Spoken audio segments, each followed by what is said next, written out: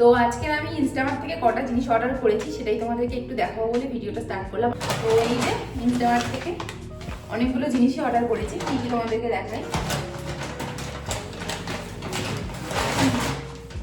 তো সবার ফার্স্ট হচ্ছে এই যে টমেটো, এখানে 500 টমেটো আছে। 500 টমেটো আমি পেয়ে গেছি এটা 9 টাকাতে। মানে বুঝতে পারছি একটা অফার ছিল এখানে, তো 9 টাকার অফার ফ্রেশ আর কি ভেজিটেবলসের জন্য। তো আমি এই একটাই অর্ডার করতে পেরেছি, এর বেশি আর অর্ডার হয়নি, মানে 9 টাকার জিনিস আর এর বেশি অর্ডার হয়নি। তো সেই জন্য ভাবলাম টমেটোটা আর কি ইম্পর্টেন্ট এখন দরকার, যেহেতু সেই জন্য টমেটোটা নিয়েছি 9 টাকা দিয়ে। এইটা 500 টমেটো। আর নিয়েছি এই যে ফরচুনের একটা সাদা তেল নিয়েছি। তেলটা নিচ্ছি, এটা ওই 170 কি 75 এরকম হবে, 1 লিটারের তেল।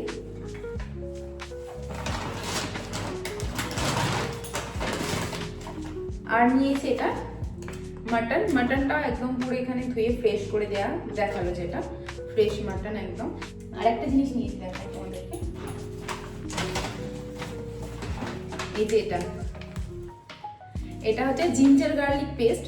তো আমার আদা শেষ হয়ে গেছিলো, ওকে বললাম যে একটু আদা নেবো, তুমি যে চলো। ও আমাকে বললো যে জানো এখানে জিঞ্জার গার্লিক পেস্ট রয়েছে, যেহেতু আমার এখানে মিক্সি নেই, তো সেই জন্য পেস্ট করতে টাইম লাগে। তা ও সেই জন্য বললো আমি একেবারে পেস্ট কিনতে পাওয়া যাচ্ছে, তো সেই পেস্টটা আমি তোমার জন্য অর্ডার করে দিই, তাহলে তোমার সুবিধা হবে রান্নাতে। আমি বললাম বেশ ঠিক আছে দাও, দেখি কেমন হয় আর কি পেস্টটাতে একবার। তো ট্রাই করিনি এটা কখনো, তো সেই জন্য ভাবলাম এটা একবার ট্রাই করে দেখি যে জিনিসটা কেমন হয়।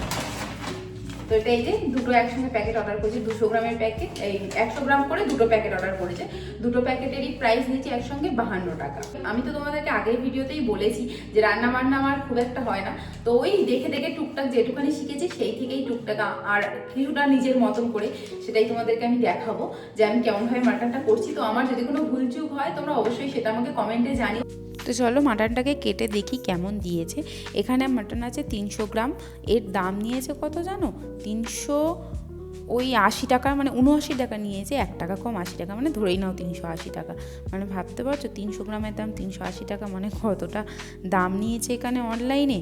তো আমাদের ওখানে, মানে আমরা যেখানে থাকি ওয়েস্ট বেঙ্গলে, ওখানে কিন্তু মাটনের দাম খুবই কম। সব থেকে ভালো যেটা মাটন পাওয়া যায়, যেটাকে রেওয়াজি খাসি বলে, সেটার দামও কিন্তু 800 থেকে 900 টাকা, এর বেশি হয় না। তো এখানে দাম প্রচুর নিয়েছে। তো সরাসরি কিনলে কেমন নিত জানি না, বাট অনলাইনে কিনেছি, প্রচুর দাম নিয়েছে। তো এটাকে প্রথমে একটু ম্যারিনেট করে ম্যারিনেট করে প্রায় 2-3 ঘন্টা মতন রেখে দেবো। আমি যেহেতু সাদা তেলে রান্না করি, সেই জন্য আগে একটুখানি সাদা তেল দিয়েছি।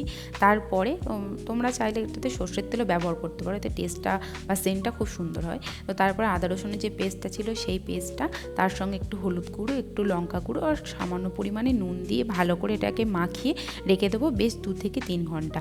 হ্যাঁ, এতে একটু টক দই অ্যাড করব, তবে সেটা এখন না, 1 ঘন্টা রাখার পরে একটু টক দই মিশিয়ে, মানে টক দই এতে মাখিয়ে নিয়ে আরও 1 ঘন্টা মতো রেখে দেবো।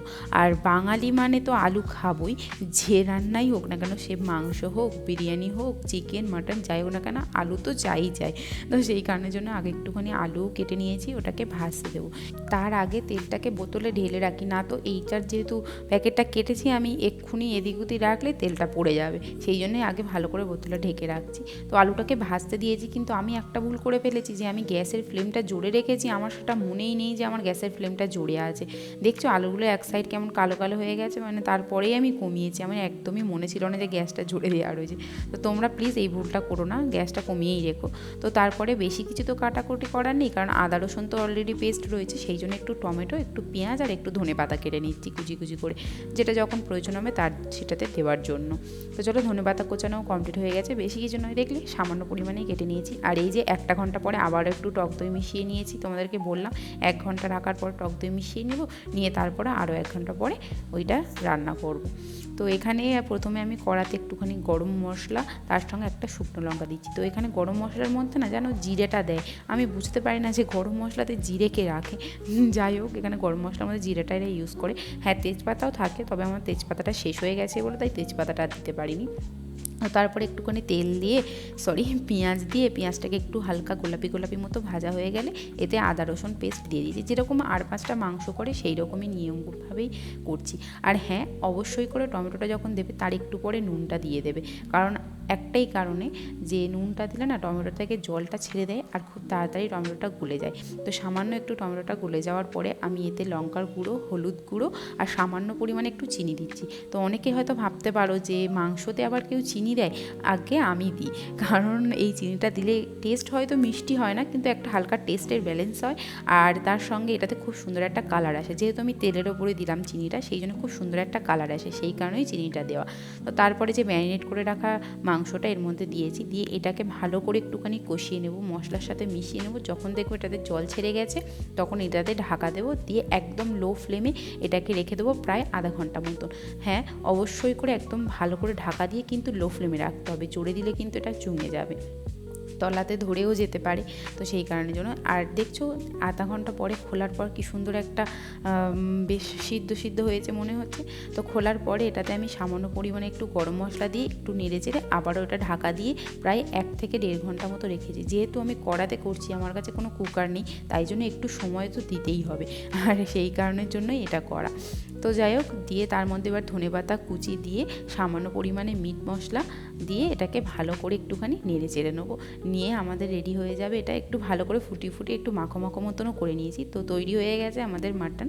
এবারে চলো খাওয়া দাওয়া করে নিয়ে বেশিক্ষণ ওয়েট করবো না। এর সঙ্গে করেছি সুন্দর গরম রুটি। তো দেখি ওকে দিয়ে ও টেস্ট করে দেখে বলুক এটা ঠিক কেমন হয়েছে, আর তার সঙ্গে আমিও খেয়ে নিই। রান্না তো কমপ্লিট হয়ে গেছে আর করতে বেশ টাইম লেগেছে। তো তোমাদেরকে দেখালাম যে একদম পুরো মানে কড়াতে আর কি, কুকার ছাড়া কড়াতে কেমনভাবে করলে এটা খুবই নরম হয়, নরম তুলতুলে হবে একদম।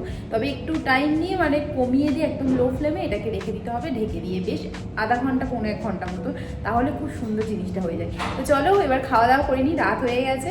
আর দেখা হবে আবার একটা পরের ভিডিওতে। যাই হোক, তোমরা কি কেমনভাবে বানাও মাটনটা, বা তোমাদের অন্য নতুন কোনো রেসিপি থাকলে সেটা আমাকে অবশ্যই কমেন্টে জানিও। দেখা হবে আবার পরের অন্য একটা ভিডিওতে। Bye bye.